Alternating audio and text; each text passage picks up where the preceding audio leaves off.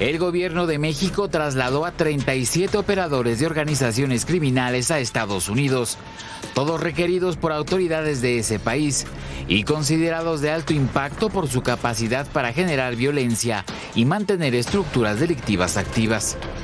Entre las personas trasladadas se encuentran miembros del Cártel del Noreste, los Beltrán Leiva, Cártel Jalisco Nueva Generación y Cártel del Pacífico. La operación se ejecutó con base en la Ley de Seguridad Nacional, bajo mecanismos de cooperación bilateral y con el compromiso formal de no solicitar la pena de muerte. Las 37 personas se encontraban privadas de la libertad en distintos centros penitenciarios del país y enfrentan procesos judiciales abiertos en cortes estadounidenses por delincuencia organizada, narcotráfico, lavado de dinero y conspiración criminal. Entre los reos trasladados figuran Ricardo González Sauceda, alias El Ricky, líder regional del Cártel del Noreste, con zona de operación en Coahuila, Nuevo León y Tamaulipas. Es señalado por control territorial y generación de violencia en la franja noreste. Otro es Pedro Insunza Noriega, alias El Señor de la Silla, operador histórico del Cártel de los Beltrán Leiva y padre de Pedro Insunza Coronel, uno de los mandos de esa organización. También está Juan Pablo Bastidas Herenas, alias Payo Zurita, señalado como operador logístico de los Beltrán Leiva, con relación directa con Fausto Isidro Mesa Flores, Chapo Isidro, y Óscar Manuel Gastelum, el músico, quien participó en rutas de trasiego y enlace con proveedores. Dentro del operativo fue trasladado además a Armando Gómez Núñez, alias Delta 1, identificado como líder de los Deltas, célula armada ligada al Cártel Jalisco Nueva Generación. Es señalado por ataques armados y confrontación directa con fuerzas federales. Además resalta Daniel Alfredo Blanco, alias El Cubano, operador logístico del Cártel del Pacífico, y María del Rosario Navarro Sánchez, alias La Chayo, primera mujer mexicana acusada de narcoterrorismo y de proveer apoyo material al Cártel Jalisco Nueva Generación. Con esta acción suman ya 92 criminales de alto impacto enviados a Estados Unidos tan solo en la presente administración. Casualmente, todas han ocurrido algunos días o semanas después de una conversación telefónica entre Claudia Sheinbaum y Donald Trump, esas llamadas que la presidenta siempre califica de estupendas sin dar más detalles. La semana pasada, además, el secretario de Estado de Estados Unidos, Marco Rubio, le pidió al canciller Juan Ramón de la Fuente resultados concretos y verificables en la lucha contra el narcotráfico. Para ADN Noticias, Víctor Núñez, Fuerza Informativa Azteca.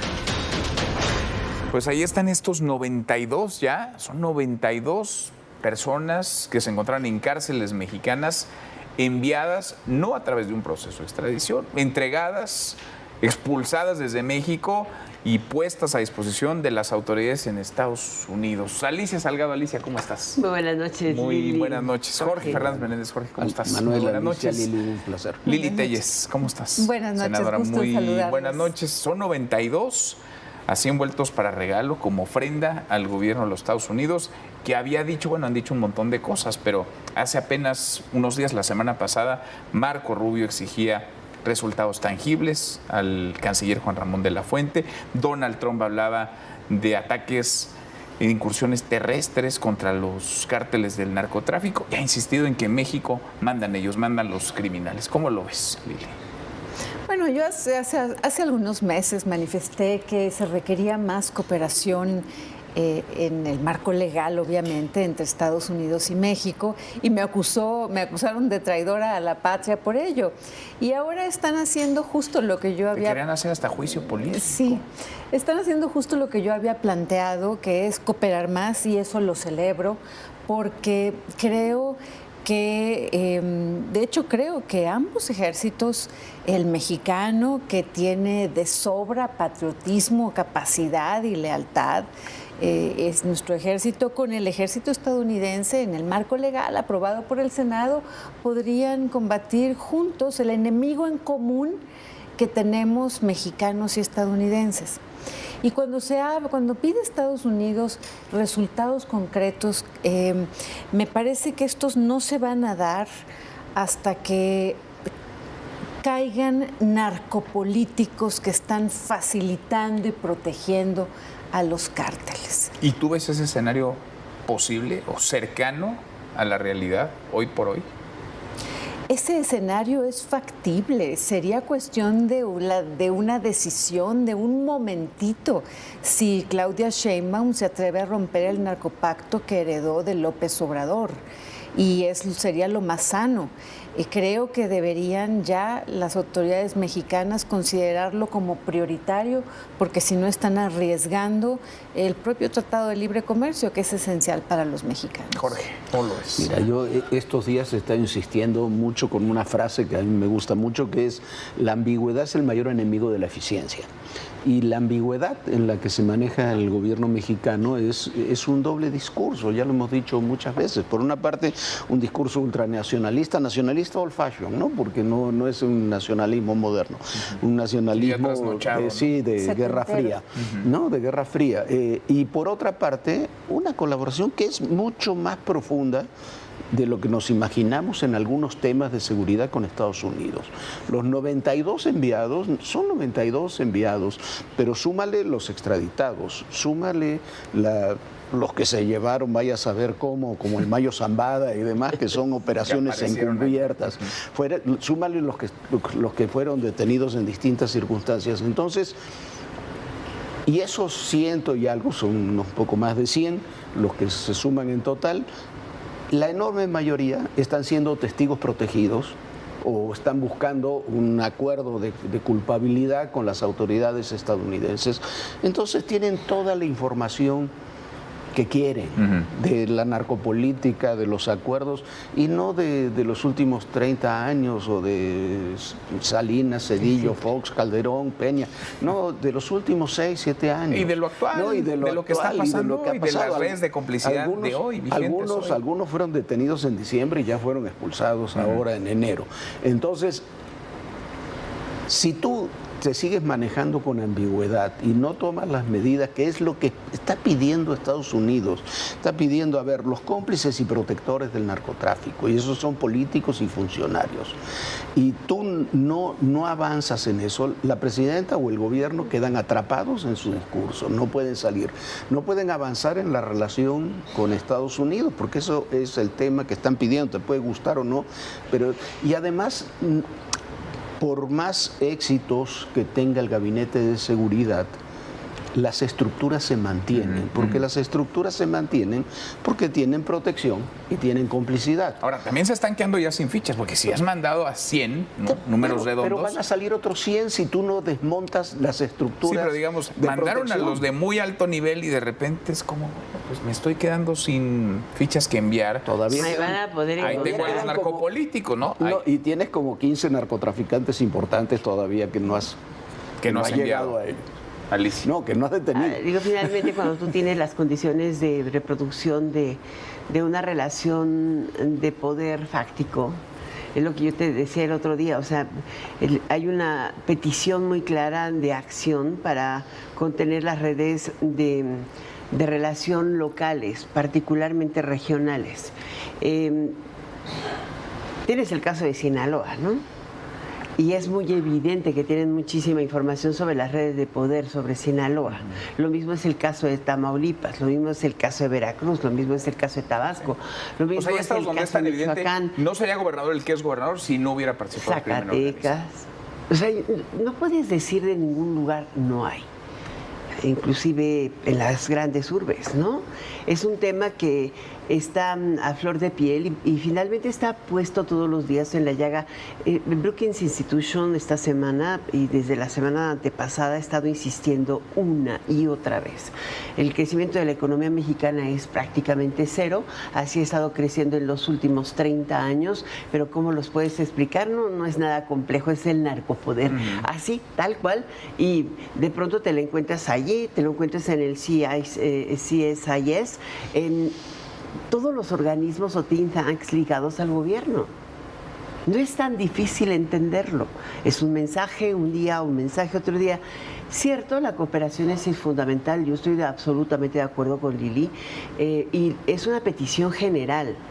Estaba viendo una encuesta que además dieron a conocer, me parece que en el Wall Street Journal y también en el New York Times, el cómo a las declaraciones del presidente Trump diciendo que quería más cooperación de México porque sí querían intervenir para detener el narcotráfico, o sea, el rechazo a esa opción fue del 18%. El resto fue a favor. Solo 18% de Sí, pero pues no son las encuestas que se publican acá, sí, sí. ¿no? Esa es una realidad. Te sorprendería porque dices, bueno, ya acabemos con esto, por Dios.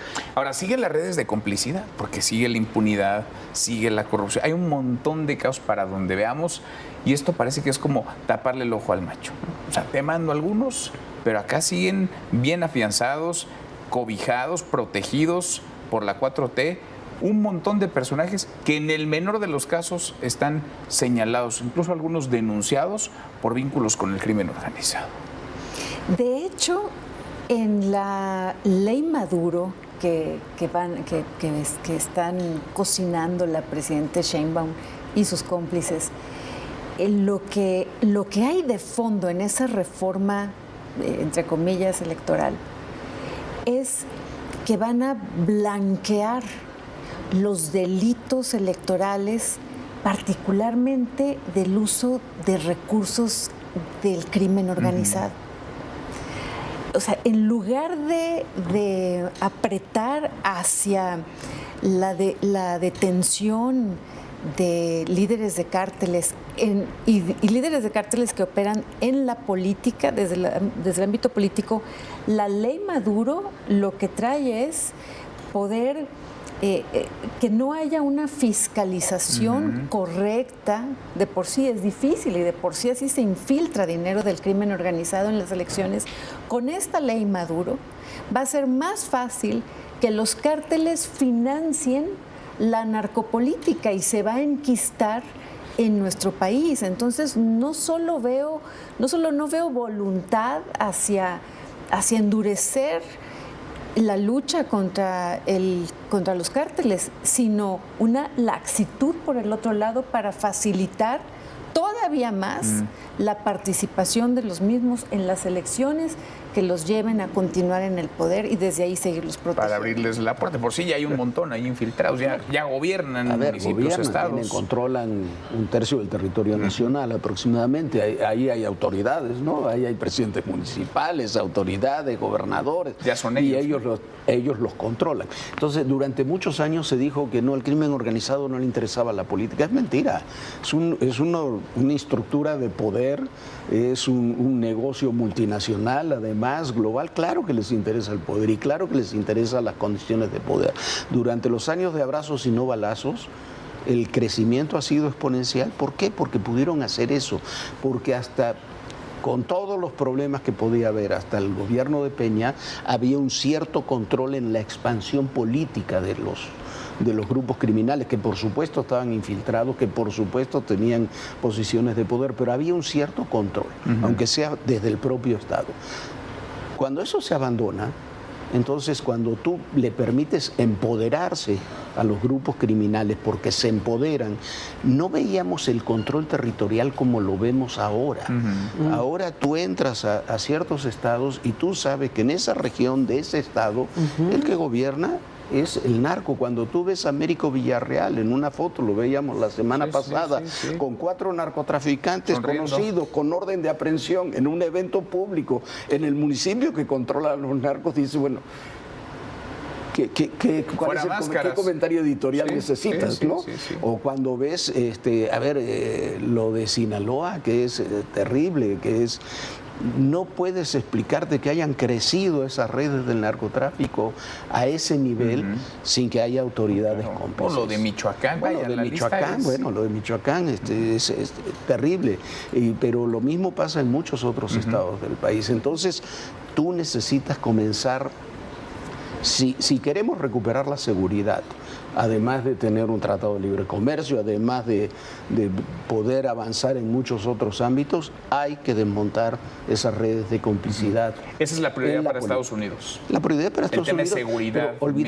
Olvidemos por un minuto Estados Unidos, Manuel. No, bueno, es una prioridad para nosotros. Tendría que serla. Para nosotros como país, esa tiene que ser desmontar esas estructuras. Tendría que serla, aunque como bien dices, ¿no? En el sexenio de López Obrador se les dejó hacer y deshacer a placer. En este marco y con este jaloneo México-Estados Unidos, vamos a llegar, 2026 es el año, a la renegociación. Revisión, ¿no? Dicen, pero va a ser renegociación, ¿no? ¿Cómo lo ves? Mira, es una revisión que puede eternizarse, ese es el gran problema. O sea, una vez que inicia la revisión en julio del 2026, puedes no estar de acuerdo y hacer un llamado a la terminación del tratado, a la revisión del próximo año, pero una de las partes puede decir ya no quiero nada y se levanta de la mesa y se puede ir. Sin embargo, sí existe un mecanismo para que puedas irlo revisando año tras año tras año hasta que se vence en 7 años más. Esto te generaría una incertidumbre brutal porque nunca tendrías un marco de referencia claro para hacer una negociación de cadenas productivas, que esa es la parte más complicada hoy, ¿no? Yo veía una decisión que decía, o una declaración que hicieron tanto Lutnick como el secretario de Comercio de Estados Unidos, como Greer, Jameson Greer, el titular de la USTR en Davos, ¿no? Davos se convirtió en el foro global más increíble de esta semana. Sí, fue bien interesante. Donde no estuvimos como país. Los CEOs no importaban. Como país. La verdad es que los directores generales de las empresas fueron los menos escuchados. Ha sido el foro político más interesante del año y yo creo que en muchos años. Pero estos dos personajes decían, bueno, ¿de qué estamos hablando? La globalización terminó. Y aquí lo único que sí te voy a decir es que cualquiera que quiera entrar al gobierno, a la economía de los Estados Unidos va a tener que pagar un derecho de piso. Y un derecho de piso se llama arancel. Sí. Y si quieres realmente hacer negociaciones efectivas con nosotros, tienes que adecuarte a nuestras circunstancias. Este país necesita energía, agua, electricidad, seguridad, pero no va a mantener a los demás. En pocas palabras, esa es la manera en que están ellos actuando. Hoy lo único que tienes es un principio es que sí vamos a renegociar el tratado, sí vamos a seguir con el tratado. Tenemos tratado, hemos tenido tratado 30 años y en los últimos 30 años, ¿cuánto hemos crecido? Sí, no, ha sido marginal. Y en los últimos 30 años... Y sigue siendo el sostén de la economía mexicana. Alguien le decía sin el tratado esto se desmorona. Pero antes le decía a alguien hace un momento, los dos primeros problemas que tiene este país, ¿cuáles son? Seguridad y corrupción. Se los preguntas en cualquier encuesta. Seguridad y corrupción. ¿Ha mejorado en algo? No. Y está claro, el diagnóstico de Estados Unidos está clarísimo en ese tema. Y en otros, pero en ese está clarísimo. Y es muy interesante ahorita lo que mencionabas, Alicia. A mí como senadora, hay personas de estados, tú mencionabas Sinaloa, hay personas de Sinaloa, de Tamaulipas, de lugares que todos sabemos que están en graves problemas porque porque el poder real lo tienen los cárteles, que me han comentado en mensajes, en charlas, que preferirían que vinieran estadounidenses a llevarse a los delincuentes si es que Sheinbaum no lo quiere hacer. Está la desesperación. Está la desesperación, sí. Y eso yo creo que es reflejo también en la encuesta que acabas de mencionar. Me llamó la atención que la presidenta Sheinbaum comentó que México es un país de libertades, eso no es cierto, y decía que se puede transitar libremente. Ahí es un termómetro de primera mano y que todos los mexicanos lo sentimos. No se puede transitar libremente en México, no hay libre tránsito. Si algo está tomado, para empezar, es la infraestructura de caminos rurales, entre comunidades, de terracería, de carreteras grandes, están tomadas por el crimen y te lo dicen con mucho dolor todas las personas que son víctimas de ello. Entonces, sí, los mexicanos se están dando cuenta y a mí me preocupa mucho que el gobierno no tome esto en serio y arriesgue el Tratado de Libre Comercio, que es esencial para México. Sin duda. No, y ¿sabes qué? Se habla mucho de soberanía y yo defiendo que se respete la soberanía, por supuesto, pero la soberanía no es ese discurso, la soberanía es esto. Si tú no tienes control de tu territorio, no pierdes soberanía. Ese tercio, como dice el Comando Norte, del territorio mexicano que está controlado por el crimen organizado, es una pérdida de soberanía del Estado. La pueden controlar los narcotraficantes o un país extranjero. Si no puedes viajar con tu familia, si no puedes viajar, carretera, a ver, si no puedes ir tranquilo de tu ¿quién casa se al atreve trabajo? a ir de noche en alguna de las principales carreteras del país con tu familia? No lo haces. No, entonces es un riesgo. Y tienes, además, es una necesidad de seguridad nacional. No, totalmente. Pero bueno, y es un tema de política doméstica para Estados Claro. Unidos, ¿no? México es un asunto de seguridad nacional para Estados Unidos. Jorge, gracias. Gracias. Lili, Alicia, Gracias, muchas gracias. Manuel. Hasta mañana. Lili. Pásenla muy bien.